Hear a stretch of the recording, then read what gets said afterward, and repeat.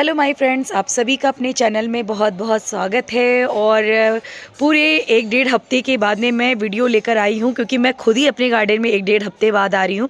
तो जी हाँ फ्रेंड्स, ये वीडियो है मेरे टूर से आने के बाद का वीडियो। और अभी मैं आई हूँ तो देख रही हूँ कि गार्डन में बहुत ही अच्छा सा नज़ारा है। साथ में कुछ चीज़ें सही नहीं है तो वो भी दिखाऊंगी, और गार्डन ओवरव्यू में मेरे पीछे से क्या क्या हुआ, क्या ब्लूम्स हुए, वो दिखाने वाली हूँ। तो सबसे पहले आप सेंटर गार्डन देखिए, क्योंकि अभी विंटर का सीज़न है तो बहुत अच्छी आपको घास का तो लुक नहीं लग रहा है, लेकिन हाँ मेरे सारे पिटूनिया बहुत अच्छे से चल रहे हैं। जो मैंने यहाँ पे देखिए 3 ये पेंटेड जो हमारे पॉट थे इसमें लगे हुए हैं, जो मेरे वर्बीना वो काफ़ी अच्छे से चल गए हैं और अपना टाइमिंग ये देखिए पूरा कर चुके हैं। ये हमारे क्रिसैंथेमम, ये देखिए बहुत इन्होंने फ्लावरिंग दे ली। अब इसको मुझे कट आउट करना है। और हमारे यहाँ का वेदर जो है बहुत कूल डाउन वाला है, और इसी से हमारे यहाँ बच्चों की छुट्टियाँ भी बहुत बढ़ गई हैं। होप सो सभी के यहाँ यही वाला होगा कि ठंड काफ़ी ज़्यादा है। तो बहुत ज़्यादा तो मैंने काम नहीं किया है, और आते ही अभी मुझे 2 से 3 दिन हो रहे हैं, तो और भी काम होती है, अनपैकिंग होती है। और जब आई थी तीर्थ से तो प्रसाद वगैरह भी सबको देने हैं, तो वो सारे काम के बीच में बस मैंने थोड़े से ही काम किए। सबसे पहले तो मैंने डेड हेड करना स्टार्ट किया है, क्योंकि मेरे पीछे से बस केवल वाटरिंग हुई, और डेड हेड में देखिए इतनी सारे मैंने ये चीज़ें हटाई हैं। कुछ 1-2 प्लांट भी मेरे डैमेज हुए हैं, ऐसा नहीं है कि वो नहीं हुआ है, तो वो तो हमेशा ही होता है। लेकिन अब ये देखिए अभी भी मेरे ये येलो वाले अब स्टार्ट हुए हैं ब्लूम करना। क्रिसैंथेमम ये पूरी तरीके से ब्लूम हो चुके हैं, और ये थर्ड लॉट हमारी जो मैरीगोल्ड है ये काफ़ी अच्छे से ब्लूम हो रहे हैं। कैलेंडुला में बहुत सारे स्पेंड फ्लावर्स हो चुके हैं, और इस बार ना मैं कैलेंडुला से बहुत ज़्यादा सेटिस्फाइड नहीं हूँ इनके सीड्स से, क्योंकि ना इनके सीड्स इस बार बहुत बड़े बड़े बिग साइज़ के जो हर बार मेरे फ्लावर आते थे, इस बार ऐसा नहीं हुआ है। और लेकिन हाँ ये है कि गमले बहुत अच्छे से भरे हुए हैं। ये है मेरे एनुअल क्रिसैंथेमम ये वाले, और ये जो मैंने बाय किए थे देखिए इसमें फ्लावरिंग ब्लूम होने लगी है डहेलिया की। कुछ एक जो सीडलिंग सैपलिंग्स थी पेपर फ्लावर की, और बहुत मिस एंड मैच करके रखी हुई हैं यहाँ पर। और बहुत सारे अभी प्लांट्स मेरे पॉली बैग में ही लगे हुए हैं, और अब शायद मैं उनको रिपोर्ट भी ना कर पाऊँ, शायद वो उसी में ब्लूम करेंगे। यहाँ मैंने जो कटिंग से लगाए थे डहेलिया ये काफ़ी अच्छे चल रहे हैं। यहाँ कुंदा बहुत अच्छे से चल रहा है, और ये देखिए ये भी डहेलिया है जो रो है, ये सब सही ही चल रही हैं। कुछ एक मेरे डबल पेटल वाली जो पिटूनिया थी तो वो मेरी डैमेज हो रही हैं, और क्योंकि ये सबसे पहले लगी हुई है ना, तो देखिए अब इनका स्पेंड होने का समय आ रहा है। थोड़ा सा मुझे इनमें काम भी करना पड़ेगा। कुछ एक तो एकदम से डैमेज हो गई हैं, ये देखिए इस तरीके से हो गई हैं। और इधर में डहेलिया काफ़ी अच्छे से ब्लूम हो रहे हैं, ये देखिए ये बहुत ही प्यारे से ब्लूम हो रहे हैं, और बहुत बिग बिग साइज़ के हमारे फ्लावर्स हैं। अगर आप ये देखिए तो मैं आपको दिखाऊं तो ये देखिए मेरे हाथ भी छोटा पड़ रहा है, लेकिन फ्लावर का साइज़ बहुत ही बड़ा है। और फर्टिलाइज़र लोग हमेशा ही पूछते हैं, मैं बताती हूँ मैं कोई ख़ास फर्टिलाइज़र नहीं देती हूँ। देखिए बहुत सारे लोग आपको फर्टिलाइज़र जो बेचते हैं ना, वो ये कह के बेचते हैं कि डहेलिया में आप ये फर्टिलाइज़र डालिए बहुत बड़े बड़े से फ्लावर आएंगे, पर ऐसा नहीं होता है। कुछ एक वैरायटीज़ होती हैं जिनमें बड़े फ्लावर आते हैं, कुछ एक छोटे फ्लावर्स की वैरायटी होती है। देखिए जैसे अब ये छोटा है, वही सॉइल मिक्स है और कोई ख़ास फर्टिलाइज़र नहीं है, लेकिन इनके फ्लावर का साइज़ देखिए ये काफ़ी छोटा है।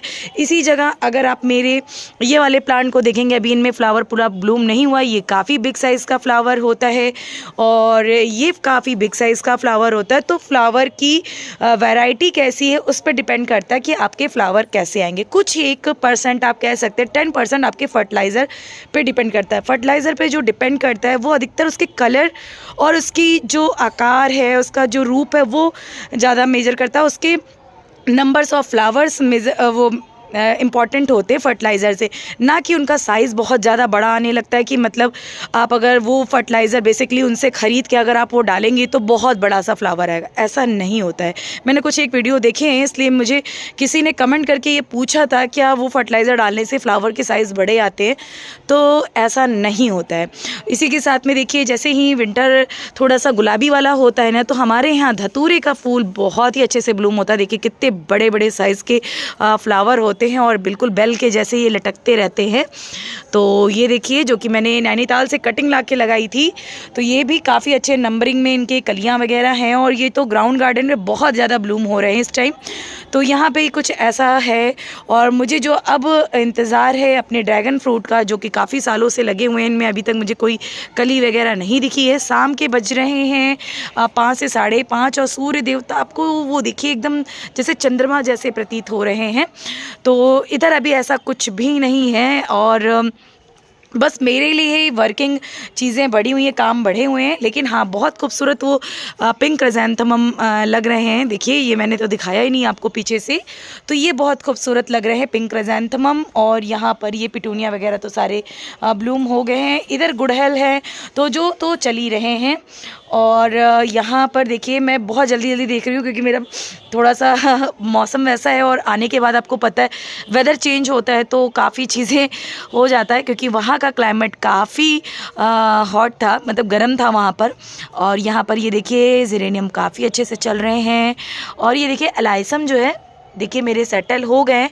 तो अब मुझे लग नहीं रहा है, मुझे अब इतनी हिम्मत नहीं हो रही कि मैं इनको निकाल के फिर से किसी गमले में लगाऊं। तो देखती हूँ क्या कर पाते हैं, क्योंकि अब जो समय है ना मेरे लिए वो और भी चीज़ें करने का है।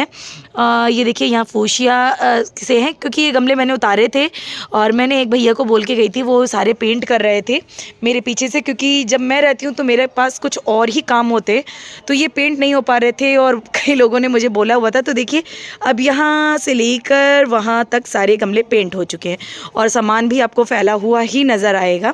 इधर आती हूँ तो इधर देखिए ये सारे हमारे प्लांट्स लगे हुए हैं। कल ही 1-2 मैंने स्ट्रॉबेरी आया तो देखा कि हाँ वो पक गए थे, तो वो बच्चों ने ले लिया है। और ये रेनोकुलस, इम्पेशन, पेंजी सब बहुत अच्छे से चल रहे हैं। यहाँ पर देखिए हमारे पिटूनिया बास्केट भर भर के ब्लूमिंग कर रहे हैं और कुछ एक बास्केट मेरी ख़राब भी हुई हैं, ये देखिए। तो ये पानी का सही से बैलेंस ना हो पाने की वजह से, कभी ओवर वाटरिंग कभी अंडर वाटरिंग की वजह से ऐसा शौक इनको लगा है। अज़ेलिया भी काफ़ी अच्छे से ब्लूमिंग कर रहे हैं। और अब जो मैं काम की बात कर रही हूँ ना, तो अब जो सीज़न है जैसे 15 जनवरी के आसपास तक मैं सारे एडेनियम को मतलब इनको पॉट से निकाल देने वाली हूँ और 15 दिन के लिए मैं इनको हैंग करूँगी। बहुत ज़्यादा मैं नहीं हैंग करती हूँ, हाँ, लेकिन इतना तो मैं करूँगी। और 15 दिन तक इनकी मिट्टी को स्टरलाइज करने के बाद इनको फिर से रिपोर्ट करने वाली हूँ।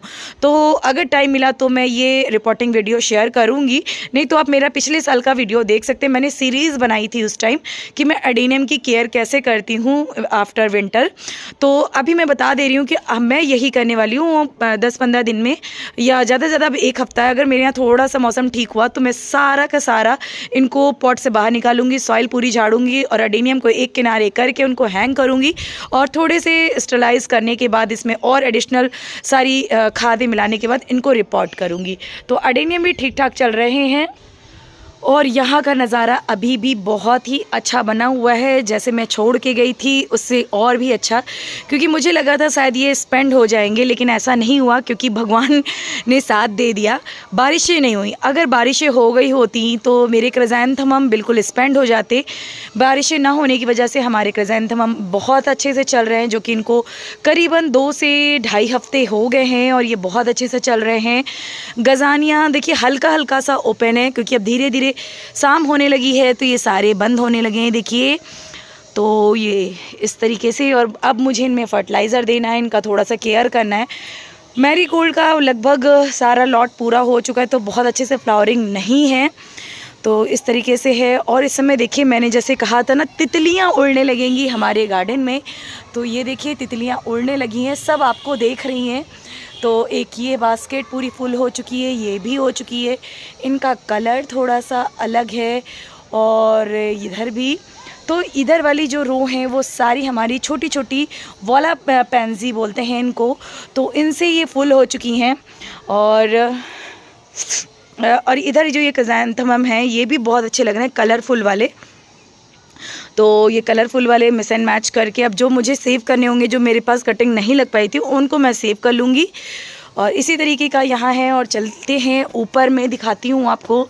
तो यहाँ पे तो सब मेरे जो पेरेनियल प्लांट हैं वही हैं। और यहाँ पर यहाँ पर है बहुत खूबसूरत सा नज़ारा, लेकिन नज़ारे के साथ में कुछ इस तरीके की चीज़ें होंगी जिनको मैंने पानी देने के लिए कहा था। वैसे तो मैं ठंडियों में कभी भी पाइप से पानी नहीं दिलाती हूँ, लेकिन शायद मेरे पीछे से पाइप से पानी दिया गया है और जिसकी वजह से देखिए डोंग पूरी की पूरी झुक चुकी है। मैं ठंडियों में सिर्फ़ और सिर्फ बाल्टी और मग का सहारा लेती हूँ पानी देने के लिए, लेकिन यहाँ पर वो केस नहीं हुआ। देख रहे होंगे सारा शायद उन्होंने ऐसे करके पानी दिया है जिसकी वजह से सारे प्लांट जो हैं एकदम बेंड से हो गए हैं।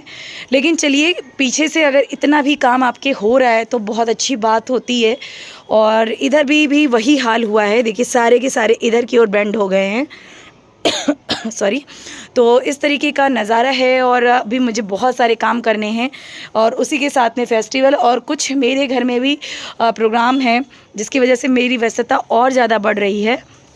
तो बस इसी तरीके का अभी व्यू है और देखते हैं मैं और क्या काम कर पा रही हूँ या नहीं, या ऐसे ही रहने वाला है इस बार का गार्डन। तो थोड़ा तो वर्क करना बनता ही है क्योंकि अभी जो समय है तो उसमें बाद में मैंने कुछ और प्लांट जो लगाए थे उनको तो मुझे शिफ्ट करना है, वो इस जगह शिफ्ट होंगे। तो यहाँ पर देखिए ये सारे अब डेड हो चुके हैं, ये मैंने जो छोटे वाले लगाए थे। लेकिन आपको पता है पिछले 2-3 सालों से मैं यहाँ पर लगाती हूँ डॉग फ्लावर, तो उनके छोटे छोटे से देखिए ये प्लांट्स निकल आए हैं। ये देखिए डॉग फ्लावर के, ये देख रहे हैं आप, ये सब सीड्स पड़े हैं तो ये अपने आप ही आ गए हैं। तो इसी में मैं डॉग फ्लावर के जो और मेरे सैपलिंग्स तैयार हुए हैं उनको मैं लगा दूंगी जिससे मिक्स एंड मैच सब अच्छे से हो जाएं। तो ये काम तो मुझे करना ही करना पड़ेगा क्योंकि ये खाली खाली सा लगेगा और जो थोड़ा बहुत और काम कर पाऊँगी वो मैं करूँगी। तो होप से फ्रेंड्स आने के बाद आपकी वेकेशन अगर आप भी कभी जाते हैं तो यूँ ही आपको भी हाल मिलता होगा।